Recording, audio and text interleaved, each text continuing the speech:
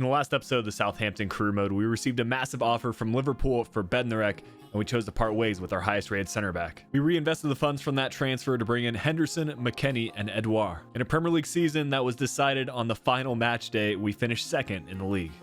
Hey, what's going on, everyone? Flick here. Welcome back to another episode of our FIFA 21 Southampton Career Mode. This is episode number 7, the start of season 4, and the beginning of our journey in the Champions League. I've been looking forward to this. To start things off, we have a few updates to our board objectives, and essentially all we need to do this season is perform well in the Premier League, finish top 4, and then reach the final of the Champions League. That's a very ambitious objective from the board, but I think our squad is capable of doing so as long as we can maintain our good form. Surprisingly, no real updates as far as the youth development goes.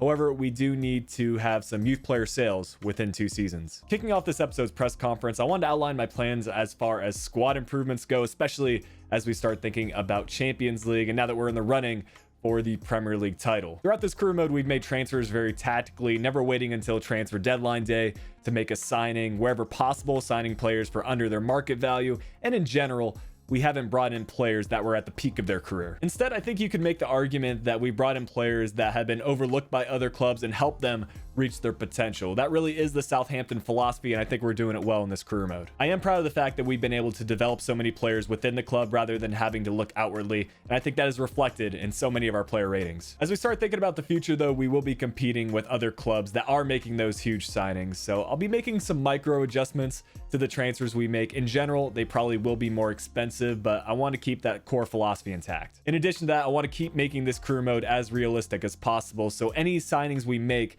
will have some rationale behind it. If you want to show support for the Southampton Career Mode, a like and a comment is always appreciated. I've really enjoyed reading through the comments of the last few uploads, and it's been amazing that so many of you are discovering this career mode on a daily basis.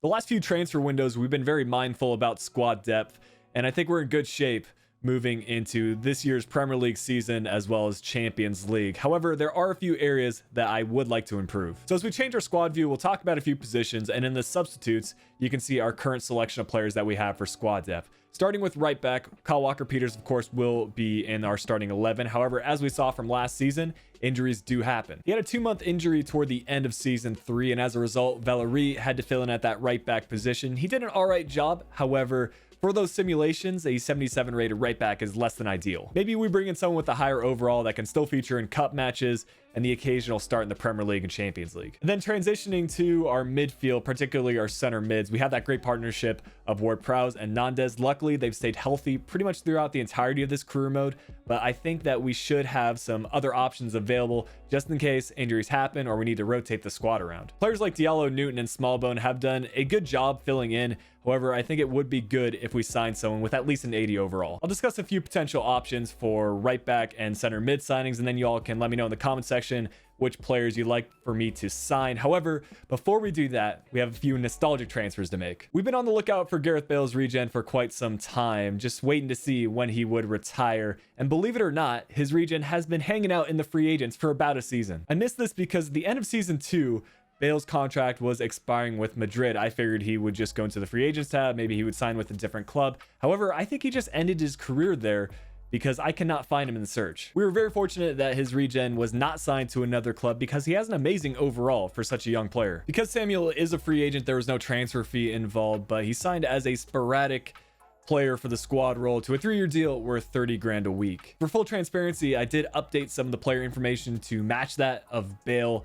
I feel like that is the most authentic experience for a regen, and it's unfortunate the game doesn't do this automatically. So quickly running through it, I've updated the height, weight, preferred foot, the skill move, and weak foot set, the work rates, as well as the traits in game. Things like the player's overall potential and their in-game attributes have not been changed. That is what the game gave us. And speaking of the in-game attributes, Harry Samuel looks like an incredible player, someone that we could use in a variety of positions. I'm thinking he would make for an amazing striker. We don't actually have a lot of left-footed strikers in this squad, so it's a welcome addition. And while Jose Font also retired last season and his regen did pop up, I felt like he didn't quite have the right overall to bring into the side, so I signed a real player that kind of has the same background as Font. Eduardo Quaresma is another product of the Sporting Youth Academy. He's currently over at Watford, but I think this would be a good center back to bring in because he doesn't have too high of an overall yet, but he does have a very good potential. Quaresma was brought in for 35 million as a rotational player to a 3-year deal worth 30 grand a week. Looking through the comments of the last few videos and also Southampton's transfer trends, players that they've scouted in the past, I'm pretty happy with the selection of players I've come up with. Adama Traore has been a very popular suggestion as of late. He's still playing over at Wolves. He would be a huge impact signing for this career mode. Has a lot of pace to offer, has good strength, and generally just plays well in FIFA 21. Technically, Traore can play as a right wing back, but I think we would use him more as a right midfielder or as a striker in our squad. But transitioning to the right backs, we have Joaquim Mela, who used to play for Gent, but he's made the transfer to Getafe in this career mode. He's a really decent overall at 81, has those high work rates, and looks to be a very balanced player. Definitely someone we need to consider. Dovicio Zefau is a former Eredivisie player, has transferred to Hertha Berlin, and in this career mode, he's now made the move to West Ham. He's also another player that was previously scouted by Southampton, and again, has a very decent overall rating. Takahiro Tomiyasu is a player that has stayed at Bologna throughout this career mode, and maybe he'll be looking to make the move to a Premier League side that is competing in the Champions League. I like the fact that he has a 5-star weak foot, and he also has a contract expiring at the end of the season, so we could probably pick him up on a very good transfer fee. The center mids that I'm going to outline cover a few different leagues, starting with Uros Racic, a center midfielder from Valencia, now an 84 overall, and looks like a physical presence, 6'4", medium work rates, and very balanced for the statistics. Thiago Almada will offer more of an attacking-minded solution to our center midfield. By default, he's a center attacking mid, but looks to be very technically sound on the ball, and of course will have a very high potential, 83 overall at just 22 years old. You know, I had to include one of the highest potential English center midfielders, Jude Bellingham, currently a 77 overall over at Borussia Dortmund. I could see this transfer happening if he ever wanted to spend some time in the Premier League during his career, and why not join us at Southampton? We also had a lot of players leaving the club, both on permanent deals and on loan deals. McCarthy finally having a transfer offer accepted and contract negotiations done with Marseille, so it looks like he's over to Ligue 1. McQueen over to Benevento, and then a whole bunch of players going out on loan. Most of these are going to be our youth academy prospects that we found through the scouting network, but a few of these players are also products of the Southampton Youth Academy. I always appreciate when you all give kit number recommendations. I try to make them as realistic as possible. So previously we had Edouard as the number 34. That's what he last wore for PSG because so many of his former squad numbers were already taken here at Southampton, but I've decided on the number 20. I think that'll be a good fit for him. As far as Youth Academy scouting goes, I decided to sign up another 5-star, 4-star scout because we have such a large transfer budget to work with. And we'll be having 3 different scouting networks set up for the remainder of the season. A network in the Netherlands, Denmark, as well as Portugal, all looking for any type of player. And because of our good form in the last episode, we were beating teams by such a large margin, I've decided to update the settings that I'll be using for the gameplay matches in this career mode. We were previously on legendary difficulty with competitor mode on. We will be changing to ultimate difficulty with competitor mode off. I feel like competitor mode has potential, but for right now, I think we'll just keep it off because it is the better gameplay experience. I've been able to experiment a bit more outside of this save, and honestly, ultimate difficulty is a lot of fun this year. It's a big improvement from FIFA 20. While it is a challenge, the CPU are not scoring very unrealistic goals like they did last year, so hopefully this works out a bit better for us, and if we still need to adjust things, we can always update sliders. While we're on the topic of gameplay, I figured I might as well talk about the tactics I use in game, and I'm not sure if I even covered this at the start of the career mode. Even if I did, it's been a few seasons. So defensively, we're using a balanced style with a width and depth set to 5. Offensively, things are more or less the same, a balanced offensive style and a lot of these settings right around the middle. I try not to mess around with things too much. I feel like in career mode, they all pretty much work as they should. For the player instructions, I have changed a few of them. Nandez is on stay back while attacking. I consider him to be the more defensive-minded midfielder between him and Ward-Prowse. Both of our fullbacks are on join the attack and overlap. This offers even more width in the 4-4-2 formation, and I haven't found counterattacks to be an issue, at least with legendary and ultimate difficulty. But with those updates out of the way, I think we're ready to kick off the gameplay portion of the episode.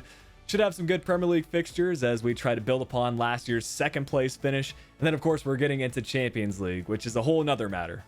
Our first match of Season 4 will also be our first fixture of the 23-24 Premier League campaign, as we have Arsenal, who I don't think we featured a match of since Season 1. But I am grateful that we'll be starting this season at St. Mary's as we look to show the home fans that we mean business this season and we're aspiring to win a trophy. I'm really looking to hit the ground running this season and pick up points early on. With that said, we have now switched over to Ultimate Difficulty, and it will take a little bit of adjusting to, especially for these first matches. But considering our form toward the end of Season 3, I like our chances. However, Arsenal will get things started here with Guendouzi getting forward and successfully turning the defender for the first goal of the match. I pretty much misread where he was going to go. I was almost certain that he would just continue his run, but he turned us and he slotted it away. One of the many things we can rely on at Southampton is the partnership of Shea Adams and Danny Ings, our two strikers linking up with some quick 1-2 play and equalizing in the 38th minute. What a performance by those players against Everton over the weekend, by the way. A huge 2-0 result for the Saints. It's been amazing to witness Southampton's form in the Premier League as of late. Who knows, maybe we'll also see them in a European competition sometime soon. But as we jump forward to the second half, a cross sent in by Arsenal, headed over the crossbar by Plia. We did make a round of substitutions as Edouard will get some minutes, and once again, we'll see that partnership with him and Gineppo. A heavy touch, but eventually send in, but saved so well by Leno and cleared off the line.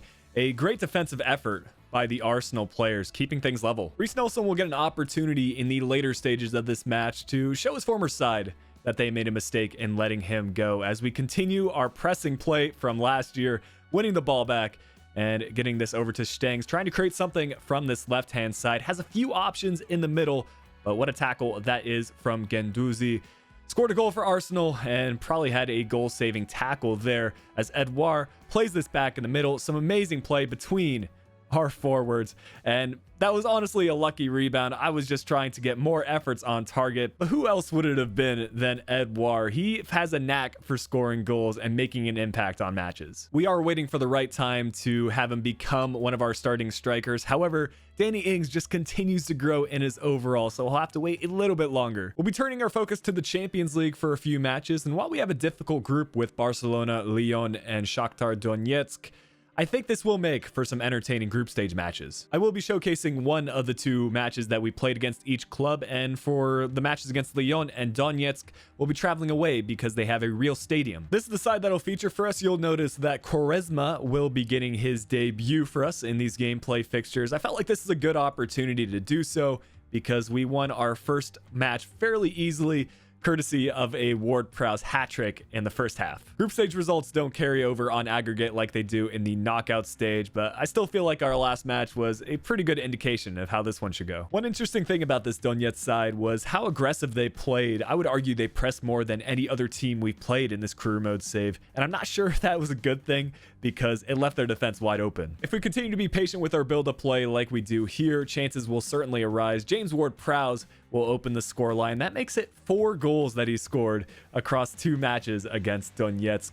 An incredible showing from our center midfielder. Kind of a weird weak foot placement there with his plant foot, but regardless, we'll move on to another chance with Gineppo on this right side. Has a number of options to choose from. He will choose to go solo this time around as he fires this effort to the far post. It's been amazing to see him grow his finishing ability over the course of this save, turning into a complete right midfielder. This is another situation where the high press ended up hurting Donetsk. Y'all know how quick Edouard is, and Ward-Prowse has a knack for finding the right pass. Keeper does well to close down the space though, and the match will stay 2-0, but we get another opportunity just a few minutes later. This time Gineppo ends up playing the pass, and Adams finished it in style. Coming off of a season where he was the club top scorer and also the top scorer in the Premier League, you know that he's full of confidence right now. Obviously, that's a trait that you want in a striker, and it's been pretty cool to see Adams score more goals with those golden boots. Now that we're up 3-0, we can play a little bit more conservatively and allow some of our rotational players to get minutes, as that was a good initial block by Quaresma, sparking this counterattack as Edouard plays the ball out wide to Gineppo. And this time, we're going to see some great dribbling ability as he finds Newton on the pass. Our hometown talent showcases those skills as he squares this across to Edouard to finish the play. I think we've done a lot of things right in this career mode, but one area that I do want to improve is the involvement of our youth academy players. They're getting to a stage in their overall rating where they can start competing with some of our substitute players for playtime, And if Newton can get involved in more matches, that would make me really happy. Unfortunately, we won't be able to hang on to the clean sheet as Viktor Kovalenko gets a bit lucky with that deflection as it goes straight to one of their strikers, and they will bury that chance. But still, a great all-around team effort, both on the defensive side and the offensive front. I was a bit nervous to play against an unfamiliar European opponent, but our play today definitely gives me a lot of confidence. Lyon are always a tough side to play against in career mode. They have some high potential players to start off with, and it looks like they've made some big signings at the striker position. Our first match against them went well despite not having the majority of possession and only having one shot on target. Ward-Prowse did convert a penalty to lead us to a 1-0 result. But I just want to take a moment to appreciate these cinematics as well as Lyon's stadium. The atmosphere of Parc Olympique Lyonnais represents the club and country so well. We've already highlighted Lyon's attack in a positive light. However, we will focus more on their defense in a not so positive way. They were very susceptible from the back, and it's Adams who will try to get the opening goal of the match. He gets around the keeper. However, it is a good block from Garcia.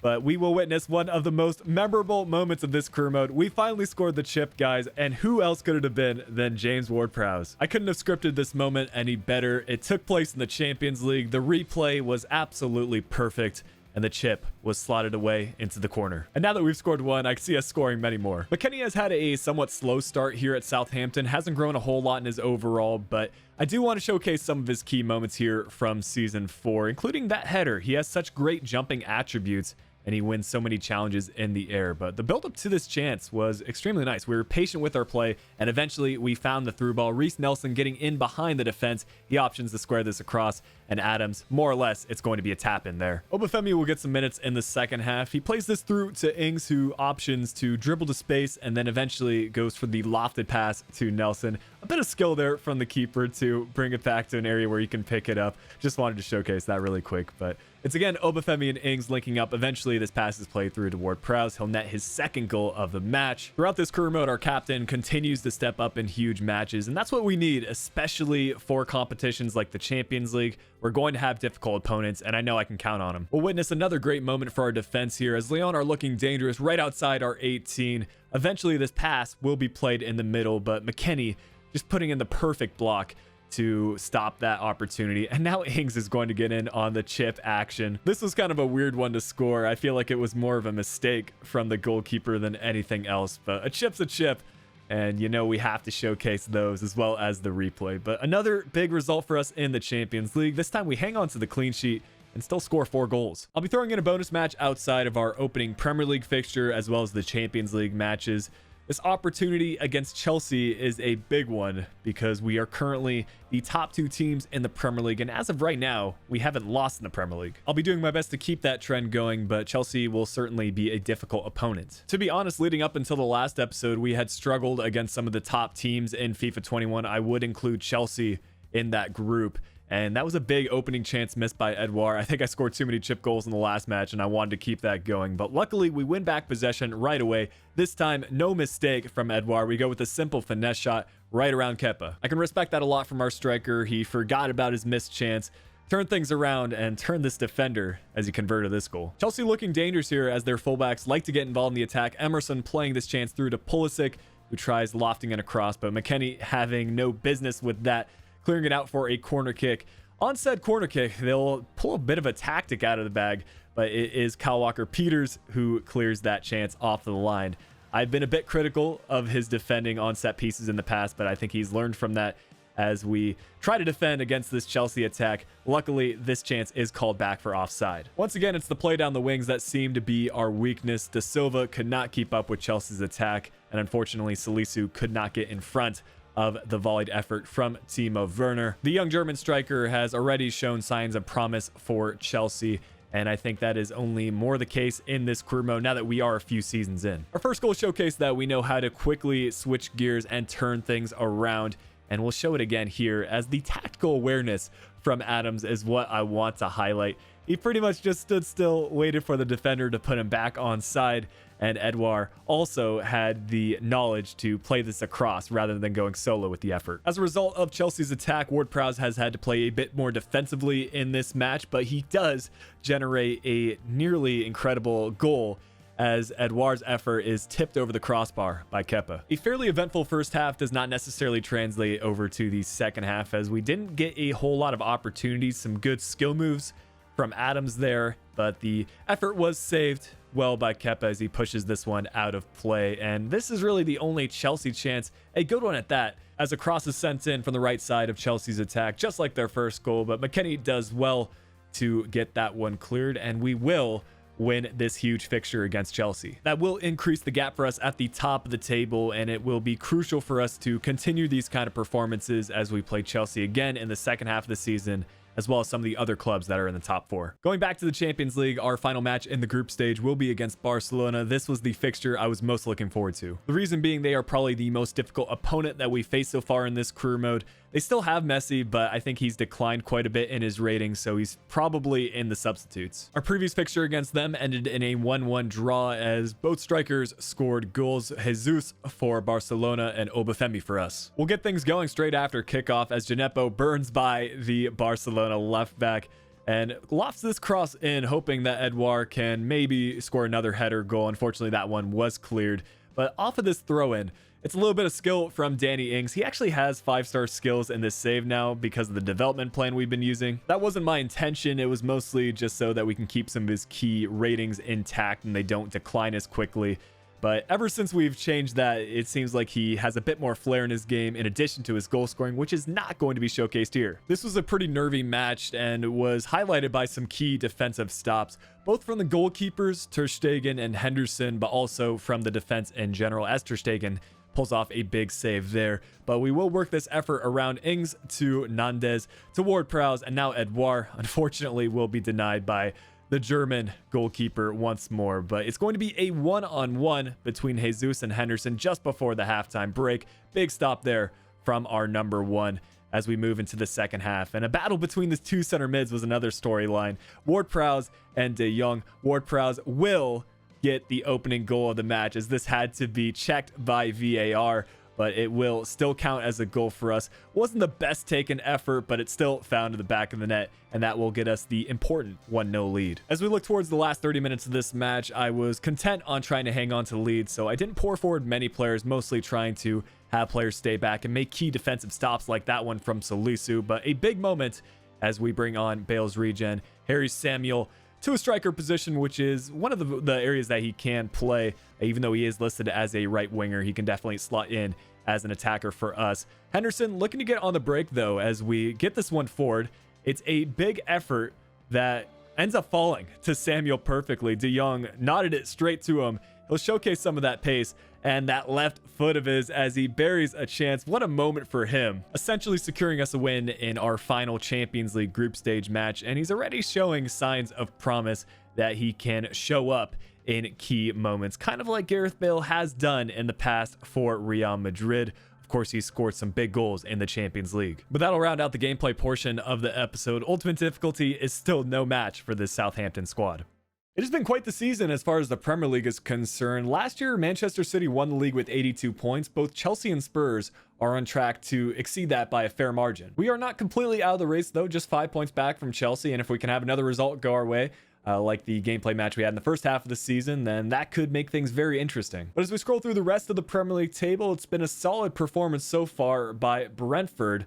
They are currently out of the relegation zone, as Fulham, Stoke City, and West Brom are bottom of the table. We only showcased 3 of our Champions League matches, but we did successfully top our group 16 points out of a potential 18, the only draw coming against Barcelona. As we start thinking about the next episode, I'll make sure to highlight any of the knockout stage matches, basically round of 16 onwards, and hopefully we can make a run to the final. Unfortunately, though, our luck in the Carabao Cup just continues to go poorly. We were knocked out to Newcastle United, who defeated us on penalties. However, our FA Cup dream is still alive. That is a competition I'm looking to win before the end of this career mode, so maybe we'll make more of a focus on that for the next episode. James Ward-Prowse has become by and far the best player here at Southampton. He's up to a 92 overall at this point, and it is shown by the statistics. He's leading the way in goals. Adams is not far behind, though. He's got one less goal from one less appearance. Ings in third with 6 goals from 24. Ward-Prowse is leading the assist category by a fair margin. 7 assists from 28 matches, not a bad display there. Wouldn't be surprised to see him get into the double digits this season. Gineppo and Stengs in second and third. As we preview the squad going into the second half of Season 4, I would appreciate feedback in the comments section if any of those players I outlined resonated with you, or if you have any other suggestions as for what players we should sign in the January transfer window. But if you enjoyed today's episode, make sure you leave a like on the video, subscribe to the channel if you're new. But until next time, this has been Flick. I'll be talking to y'all again soon.